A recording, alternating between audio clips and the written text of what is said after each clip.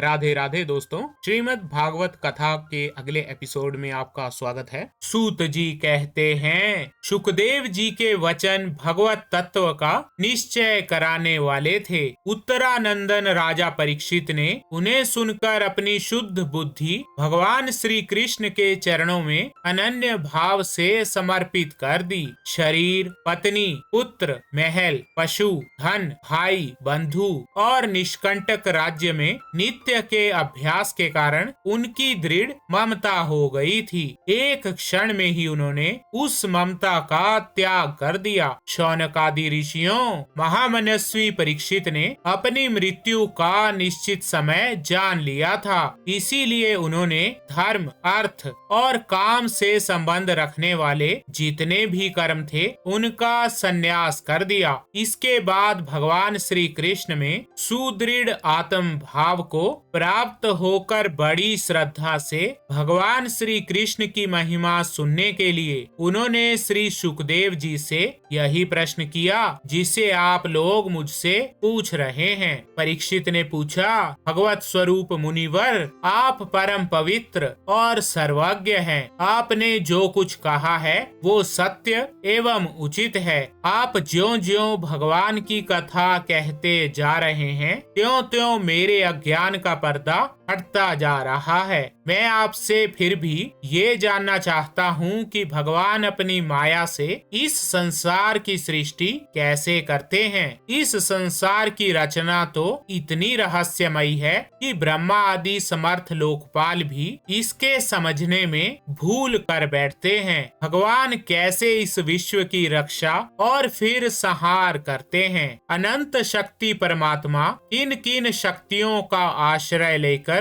अपने आप को ही खिलौने बनाकर खेलते हैं। वे बच्चों के बनाए हुए घरौंदों की तरह ब्रह्मांडों को कैसे बनाते हैं और फिर किस प्रकार बात की बात में मिटा देते हैं। भगवान श्री हरि की लीलाएं बड़ी ही अद्भुत और अचिंत्य हैं। इसमें संदेह नहीं कि बड़े बड़े विद्वानों के लिए भी उनकी लीला का रहस्य समझना अत्यंत कठिन प्रतीत होता है। भगवान तो अकेले ही हैं। वे बहुत से कर्म करने के लिए पुरुष रूप से प्रकृति के विभिन्न गुणों को एक साथ ही धारण करते हैं अथवा अनेकों अवतार ग्रहण करके उन्हें क्रमशः धारण करते हैं। मुनिवर, आप वेद और ब्रह्म तत्व दोनों के पूर्ण मर्मज्ञ हैं। इसीलिए मेरे इस संदेह का निवारण कीजिए। सूत जी कहते हैं, जब राजा परीक्षित ने भगवान के गुणों का वर्णन करने के लिए उनसे इस प्रकार प्रार्थना की, तब श्री सुखदेव जी ने भगवान श्री कृष्ण का बार बार स्मरण करके अपना प्रवचन आरंभ किया।